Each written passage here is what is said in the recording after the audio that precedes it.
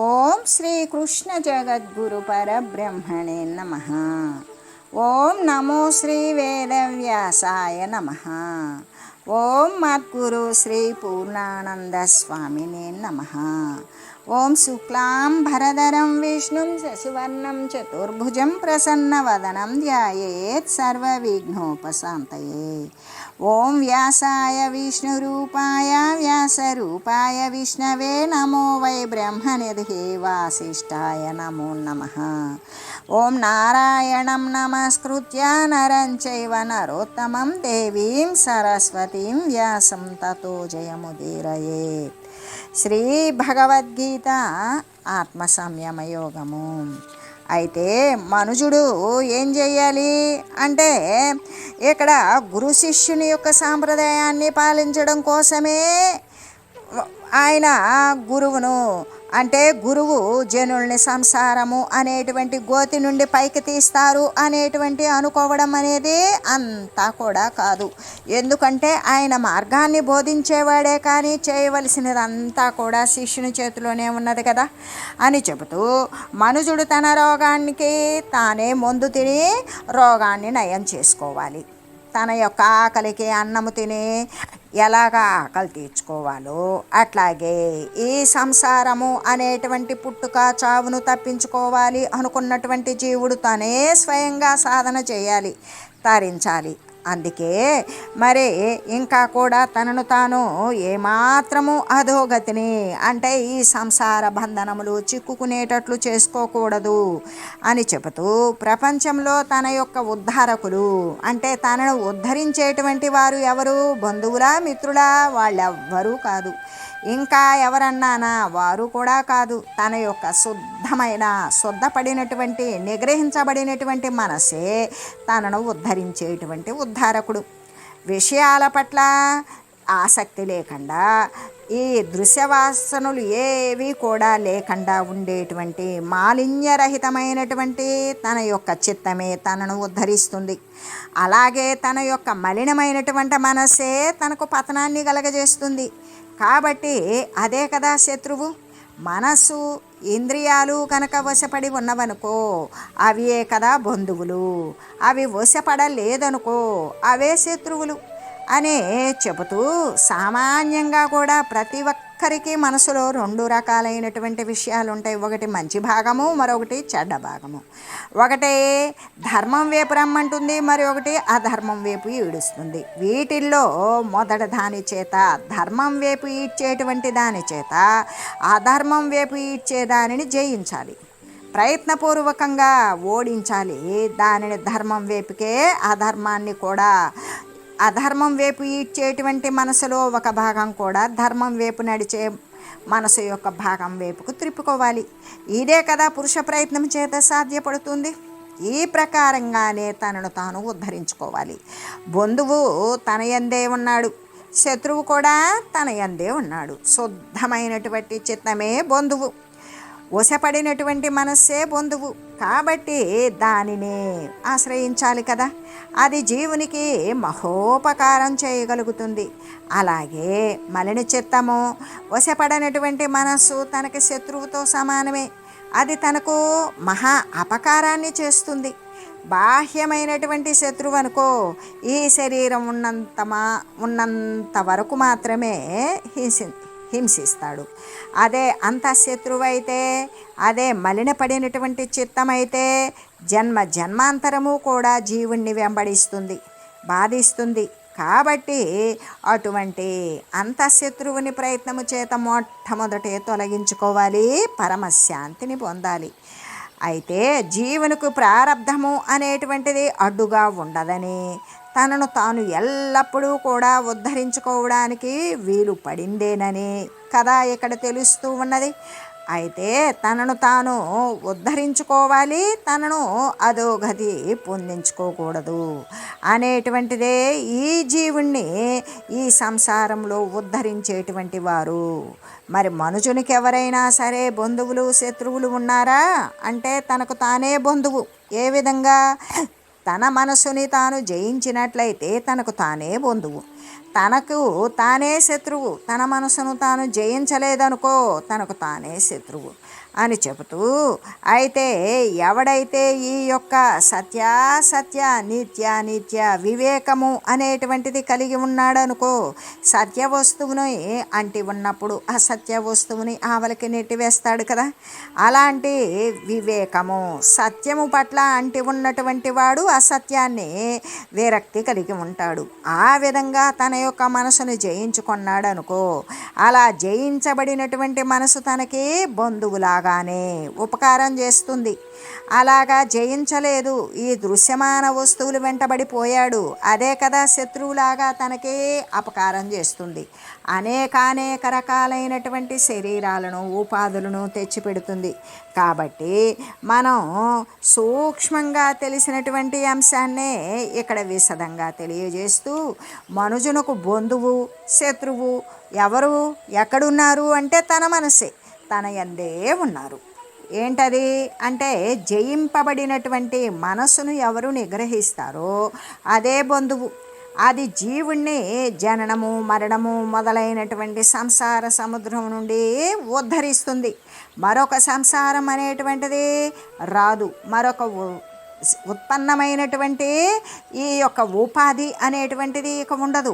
ఎందుకు అంటే కోరికలో వాసనలో మలిన చిత్తము మురికి మనస్సు ఏదో ఉంటే తప్ప దానిని మోయడానికి ఒక దేహం అవసరం. అవే లేకపోతే అసలు ఇంకా దేహం అవసరమా? సామానులు అధికంగా ఉన్నటువంటి వానికి ఇళ్ళు అవసరం, కానీ సామానులే లేనటువంటి వానికి ఇళ్ళెందుకు? అది మళ్ళీ ఊడ్చుకోవడం తుడుచుకోవడం అదొక పెద్ద బరువు. కాబట్టి ఇక్కడ ఎవరికి ఏమీ అవసరము అంటే మనుజునికి బంధువు కానీ శత్రువు కానీ ఇరువురు ఎక్కడున్నారు? తన యందే ఉన్నారు. జయింపబడినటువంటి నిగ్రహించబడినటువంటి మనసే బంధువు కదా. అది ఆ జీవుణ్ణి జననము జర మరణము మొదలైనటువంటి సంసార సముద్రము నుండి ఉద్ధరిస్తుంది. ఆ విధంగా మరొక శరీరాన్ని ధరించకుండా చేసేటువంటిది మనసును నిగ్రహించడమే. దానికి మరొక ఉపాధి అనేటువంటిది ఇక తయారు కాదు, శాశ్వతమైనటువంటి శాంతినే కలగజేస్తుంది. అంటే సత్తు చిత్తు ఆనంద స్వరూపమైనటువంటి ఆత్మను పొందింపజేస్తుంది. ఈ ప్రకారంగానే అది జీవునకు మహత్తరమైనటువంటి ఉపకారాన్నే కదా కలగజేస్తూ ఉన్నది. అంటే బాహ్యమైనటువంటి బంధువులు కొద్దిపాటి ఒకంత ఉపకారం చేసినప్పటికీ కూడా స్నేహము మరి వారి పట్ల ఉన్నటువంటి రాగము వీటి మూలంగా ఆధ్యాత్మిక మార్గమున అడ్డుగానే ఉంటూ ఉన్నారు. ఏ విధంగా వారు స్నేహము అనేటువంటిది బంధాన్నే కలిగిస్తుంది, రాగము అనేటువంటిది కూడా బంధాన్నే కలిగిస్తుంది. ఆ బంధాన్ని తొలగించుకోవడానికి మళ్ళీ క్రొత్త మార్గాలు, అంటే బాహ్యమైనటువంటి బంధుత్వం కొద్దిపాటి ఉపకారం చేసినప్పటికీ సహాయకారిగా ఉన్నప్పటికీ కూడా స్నేహరాగాదుల మూలమున ఆధ్యాత్మిక మార్గంలో అడ్డుగానే ఉంటూ ఉన్నారు. అదే లోపల బంధువైనటువంటి లోన ఉన్నటువంటి బంధువెవరు? సంయమ చిత్తం అయితే అట్లా ఉండదు. సంయమనం చేయబడినటువంటి చిత్తం అలా ఉంటుందా? ఉండదు. అది మోక్షప్రాప్తి రూప శాశ్వత ఉపకారాన్నే చేస్తుంది. లోపల ఉన్నటువంటి శుద్ధమైన చిత్తం ఏం చేస్తుంది? మోక్షాన్ని ప్రాప్తింపజేస్తుంది. మోక్షప్రాప్తి రూపంలో ఉన్నటువంటి శాశ్వతమైన ఉపకారాన్ని చేస్తుంది. అంటే మరొక ఉపాధులు దేహాలు అనేటువంటివి రావు. అలాగే జయింపబడినటువంటి మనస్సు ఉన్నది కదా, అది శత్రువులాగానే వ్యవహరిస్తుంది. ఎందుకు? అది ఇష్టానుసారం దృశ్యమాన వస్తువుల మీదకు పోతుంది, అనేకం కోరుకుంటుంది, రకరకాల సంకల్పాలు చేస్తూ ఉంది. కాబట్టి అది దృశ్యమాన వస్తువులు అనేక వాసనలను ప్రోధి చేసుకొని ఈ శరీరం తర్వాత అనేక శరీరాలు ఉత్పన్నం అవడానికి శత్రువులా వ్యవహరిస్తుంది అని చెప్పబడుతుంది కదా.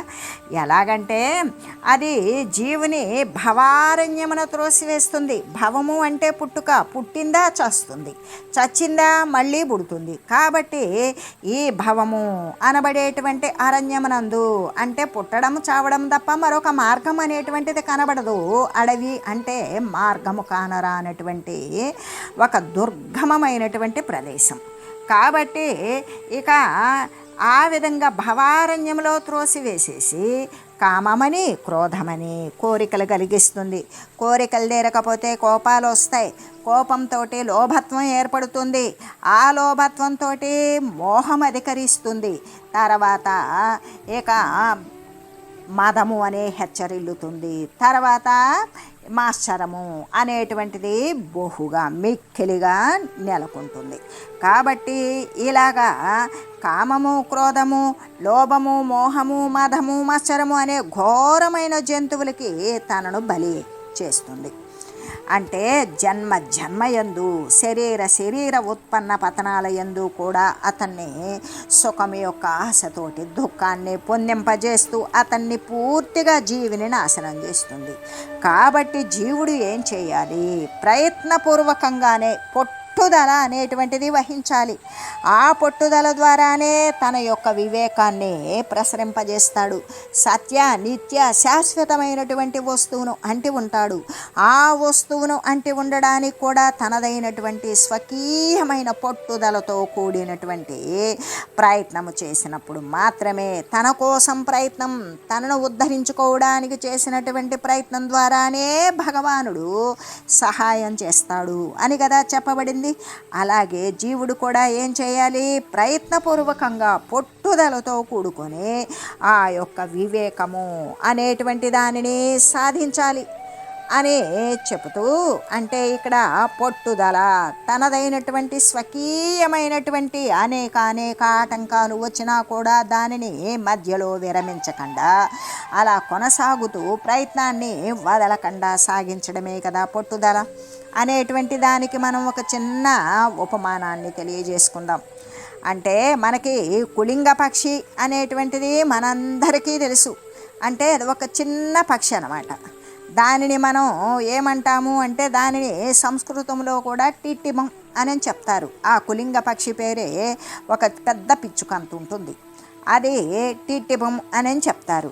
అదే ఆ టిట్టిబం అనేటువంటి పక్షి ఒకనాడు సముద్ర తీరంలో ఆ సముద్రపు ఒడ్డును గురుడ్లు పెట్టింది. గురుడ్లు పెట్టి ఎక్కడికో వెళ్ళిపోయింది. తిరిగి వచ్చి చూసింది. మళ్ళీ అది ఆహారం కోసం వెళ్ళి తిరిగి మళ్ళీ తన గురుడ్ల దగ్గరకు వచ్చేటప్పటికి అక్కడ గురుడ్లు లేవు. సముద్ర తరంగాలు ఏం చేసినాయి అంటే తరంగాలు కొంచెం ఎక్కువగా తీరం దాకా వచ్చి అక్కడ ఉన్న గురుడ్లను కూడా లోపలికి లాక్కొని పోయినవి.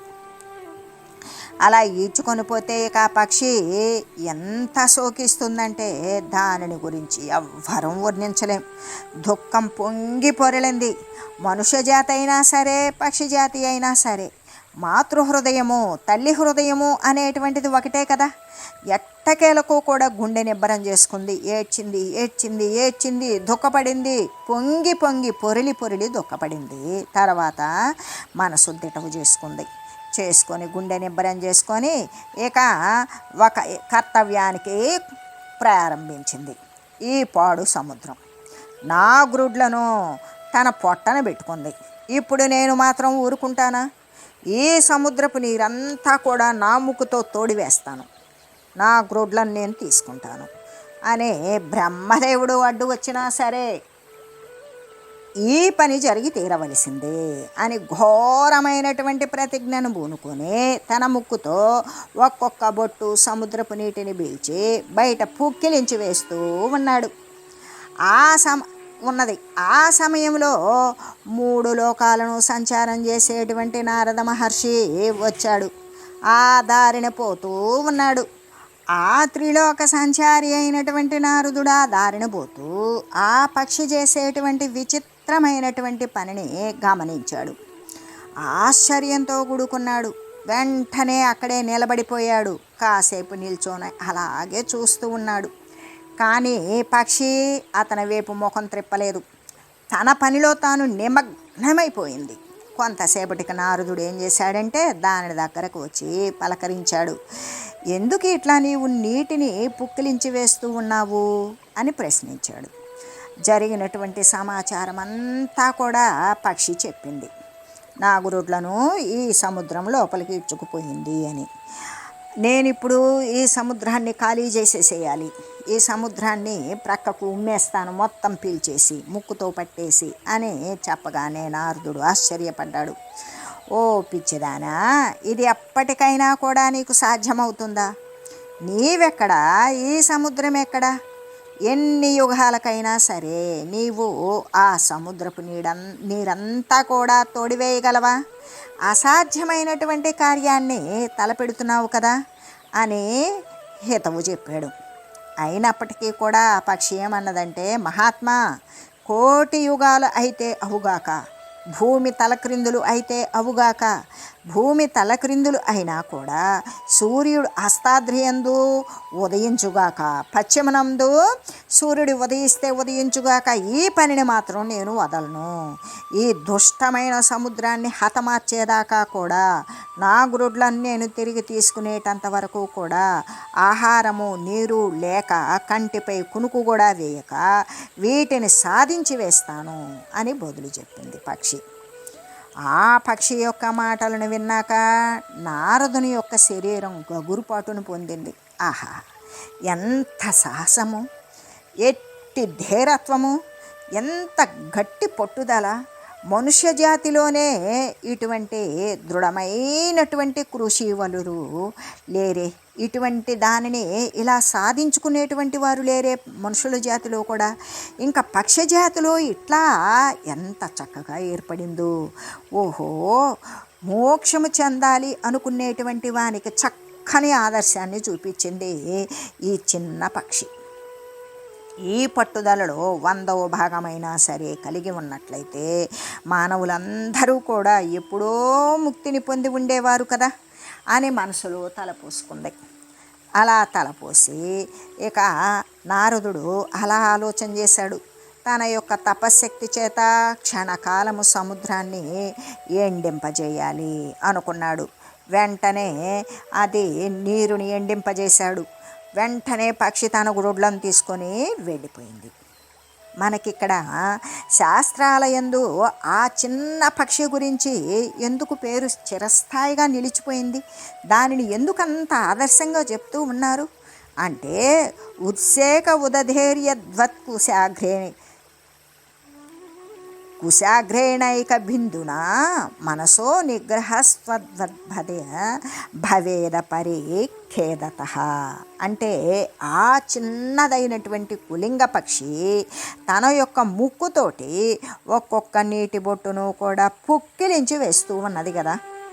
అలా పుక్కిలించి వేస్తూ సముద్ర జలాన్ని మొత్తం కూడా ఖాళీ చేయాలి అనేటువంటి ధీరత్వంతో కూడిన సంకల్పాన్ని ఎట్లా చేసిందో, ఆ విధమైనటువంటి ప్రయత్నం ఎలా చేసిందో, అలాగే సాధకుడైనటువంటి వాడు అఖిన్నుడై ఏమాత్రము బాధ లేకుండా, మరి బాధపడకుండా తన యొక్క మనోనిగ్రహాన్ని గురించినటువంటి నిశ్చయాన్ని చేసినప్పుడు తప్పనిసరిగా చేయవలసే ఉన్నది.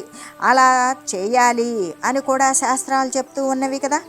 ఆధ్యాత్మ క్షేత్రమునందు విజయాన్ని పొందాలి అన్నప్పుడు మనుజుడు పవిత్రత, సహనము, పట్టుదల అనేటువంటి 3 రకాలైనటువంటి గుణాలను కూడా చెక్కబడి ఉన్నటువంటి ఆ పతాకాన్ని ధరించాలి. అలాగా ముందుకి సాగిపోవాలి అంటే పవిత్రమైనటువంటిది, సహనంతో కూడి ఉండడం, పట్టుదల వదలకుండా ఉండడం అనేటువంటి 3 రకాలైన గుణాలతో కూడి చేసినటువంటి ప్రయత్నం అనేటువంటిది తప్పనిసరిగా నెరవేరుతుంది అని చెబుతూ, అంటే లక్ష్యాన్ని సాధించాలి అంటే గొప్పదైనటువంటి పట్టుదల అనేది అవసరమే కదా. అందుకే అటువంటి పట్టుదలతోనే ఈ యొక్క మనసుని గ్రహించాలి.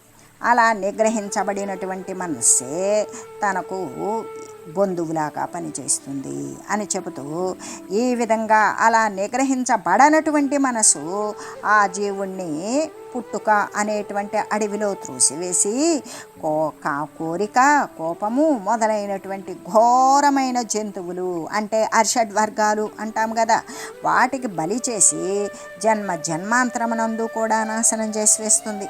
కాబట్టి జీవుడు ప్రయత్నపూర్వకంగా తనదైనటువంటి ప్రయత్నము, స్వకీయమైన పట్టుదలతో కూడినటువంటి ప్రయత్నముతోటి నిత్యానిత్య వస్తు వివేకము అనేటువంటి దానిని చూరగొనాలి. ఆ యొక్క నిత్య వస్తువును గురించి తెలిసినప్పుడు అనిత్యమైనటువంటి వస్తువును ఆవలికి నెట్టివేస్తాడు. ఆ విధంగా తన మనసును జయించుకోవాలి. జయించుకొని శత్రువుని మిత్రునిగా మార్చుకోవాలి, బంధువుగా చేసుకోవాలి. అతని ద్వారానే, అదే శుద్ధపడినటువంటి మనసు ద్వారానే, బంధువైనటువంటి ఆ మనసు ద్వారానే ముక్తితత్వాన్ని పొంది సుఖించాలి అని చెబుతూ ఇక్కడ ఆత్మ అనేటువంటి విషయానికి అనేక రకాలైనటువంటి పేర్లతో పిలుస్తాం. దానికి మనసు అంటాం, ఇంద్రియాలంటాం, శరీరము అని కూడా చెబుతూ ఉంటాం. అయితే ఆత్మానాజ్యత అని చెప్పడం వలన తన మనసును తానే జయించుకోవాలి అని కదా స్పష్టమవుతూ ఉన్నది. అసలు మనుషునికి బంధువెవడు అంటే తన చేత స్వాధీనపరుచుకోబడినటువంటి తన యొక్క మనస్సే తనకు బంధువు. శత్రువు తన చేత జయింపబడినటువంటి తన మనసే తనకు శత్రువు. ఆ ప్రకారంగా దేహేంద్రియం అంటే దేహము, ఇంద్రియాలు, మనస్సు వీటిని గనక స్వాధీనపరుచుకోవడం వల్ల కలిగేటువంటి ఫలితము తెలియజేస్తూ జితాత్మనః ప్రశాంతస్య పరమాత్మ సమాహితః శీతోష్ణ సుఖదుఃఖేషు తథా మానావమానయోః. మనస్సుని జయించినవాడు పరమశాంతితో కూడినవాడు అగు మనుజునకు శీతలము, ఉష్ణము, సుఖము, దుఃఖము వీటి యందు, అట్లాగే అవమానమునందు, సత్కారమునందు కూడా వీటి యందు పరమాత్మ యొక్క అనుభవము అనేటువంటిది చెక్కు చెదరకుండానే ఉంటుంది అని కదా చెప్పడం. ఎలాగంటే మనసును నిగ్రహించుకున్నాడు. ఆ మనసు ఎలా నిగ్రహించబడింది? సత్యమైనటువంటి పరవస్తు స్వరూపమైన పరమాత్మను అంటి ఉండడం వల్ల అది స్థిరపడిపోయింది. పరమాత్మ యందు మనసు శుద్ధపడిపోయింది. అలా మనసు జయించినటువంటి వాడు, మనసును తన నిగ్రహంలోకి వశపరుచుకున్నటువంటి వాడు పరమశాంతితో కూడి ఉంటాడు. అలా పరమశాంతితో, పరమ శీతలత్వంతో, పరమ ప్రసన్నత్వంతో ఉన్నటువంటి మనుషునకు ఇక శీతలమని కానీ, ఉష్ణమని కానీ, ఇది వేడిగా ఉన్నదని, ఇది చల్లగా ఉన్నదని కానీ అనేటువంటి భేదభావం అనేది ఉండదు. ఎందుకు? వాని యొక్క దృష్టి, దృక్కు, సర్వేక సమస్తము, దృశ్యము సర్వము పరమాత్మయే అయినప్పుడు, శారీరక సంబంధమైనటువంటి ఆలోచన ఏమాత్రము లేనప్పుడు, సంకల్పించేటువంటి బాధను సంకల్పించేటువంటి మనసు అనేది పరమాత్మ యందు స్థిరపడినప్పుడు, శుద్ధపడి స్వాధీనపడినటువంటి మనసే అయి ఉన్నప్పుడు ఇంకా మనుషునికి సుఖమని కానీ, దుఃఖమని కానీ ఇటువంటివి ఏమైనా పడతాయా? దీనివల్ల సుఖపడతానేనో, దీనివల్ల బాధను పొందుతున్నాననేటువంటి గుర్తింపు ఉంటుందా? గుర్తించేటువంటి మనసే లయమై ఉంది పరమాత్మని యందు. అలాగే వాని యొక్క అభిమానమునందు, అవమానమునందు కూడా, వానికి సత్కార్యాలు జరిగినా లేదా ఇంకేదైనా కార్యాలు జరిగినప్పటికీ కూడా, మానవమానాల యందు కూడా పరమాత్మ యొక్క అనుభవము అనేటువంటిది చెక్కు చెదరకుండానే ఉంటుంది కదా. ఏ పరమాత్మ తత్వాన్ని పొందినటువంటి అనుభవ సిద్ధిగాంచాడో వాని యొక్క అనుభవము అనేటువంటిది ఏమాత్రము ఎటువంటి అనుకూల ప్రతికూలమైనటువంటి విషయాల యందు కూడా చెక్కు చెదరకుండా స్థిరంగా అలాగే స్ఫుటంగా ఉంటుంది. అటువంటి వానికి ఈ శీతలమునందు, అతి చల్లదనమునందు, అతి ఉష్ణమునందు కూడా మనస్సు అనేటువంటిది ఏమాత్రము కూడా చెలించదు. ఎందుకు?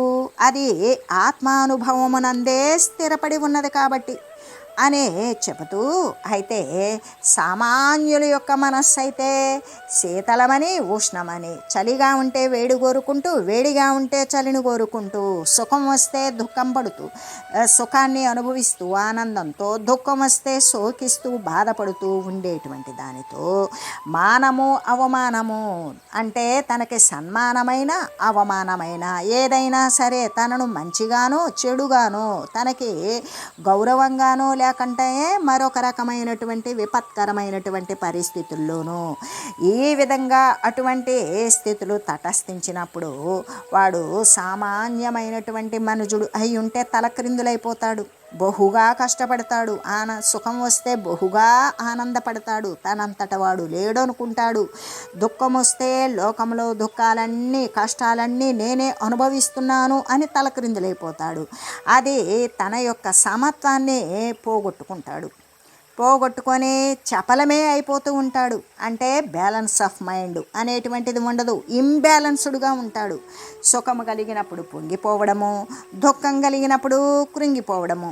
అలాగే ఎవరైనా సరే తనను స్తోత్రం చేసేటప్పుడు ఉబ్బిపోతాడు.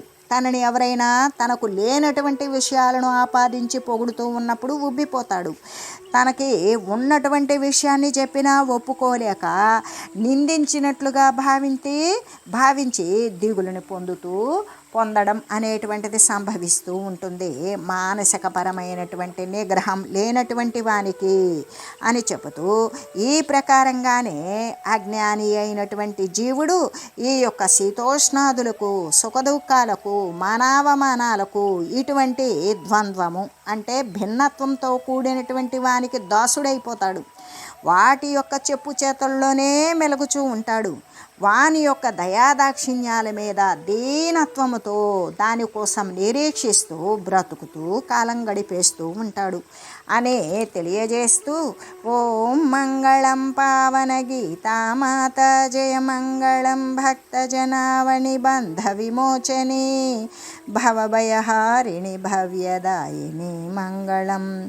ఓం మంగళం శ్రీ కురుక్షేత్ర రణక్షోణి విహారిణే, పార్థసారథి రూపాయ గీతాచార్యాయ మంగళం. ఓం మంగళం మహత్.